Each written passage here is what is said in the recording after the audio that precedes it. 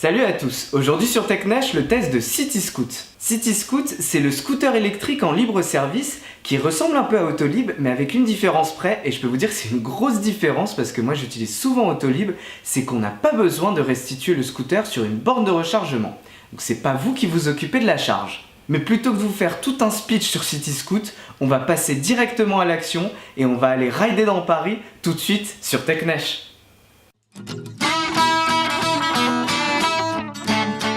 Avant toute chose, on va sur cityscoot.eu, on clique sur envie de tester pour créer son compte. Attention, pour l'instant le nombre de comptes est limité, donc vous pourrez juste vous préinscrire et il faudra attendre que CityScoot vous envoie un mail de confirmation. Une fois qu'on a ses accès, on peut se rendre sur l'application pour réserver son scooter. La zone que vous voyez en bleu est la zone dans laquelle vous pouvez réserver et restituer votre scooter. Vous pouvez aller n'importe où avec, mais il faudra impérativement le restituer dans cette zone.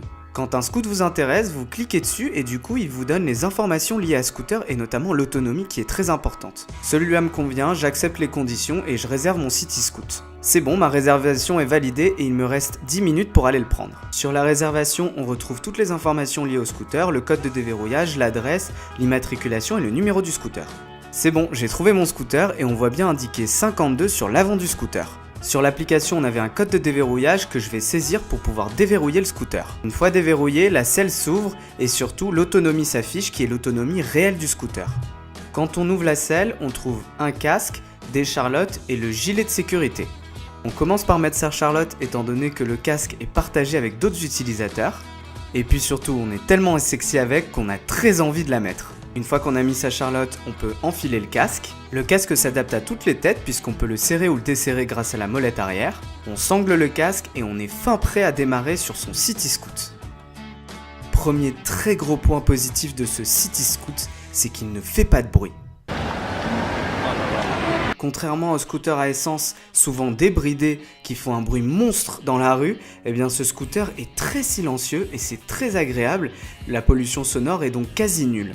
Certains me diront que je suis un petit parisien bobo, mais je m'en fiche, je trouve ça très agréable et je trouve que c'est un point positif sur ce scooter. Niveau conduite, j'aurais pas trop de points de comparaison parce que pour tout vous dire, c'est ma première fois à scooter, mais je trouve que le scooter est très facile à manier et très agréable à conduire. Petit conseil d'ailleurs à ce sujet, ceux qui ne sont jamais montés sur un scooter peuvent prendre l'initiation proposée par CityScoot de 30 minutes, ça permet de se familiariser avec un scooter. Si vous êtes comme moi en tout cas, je vous le recommande fortement. Dernier point sur ce CityScoot, il est limité à 50 km/h comme tous les 50 cm3.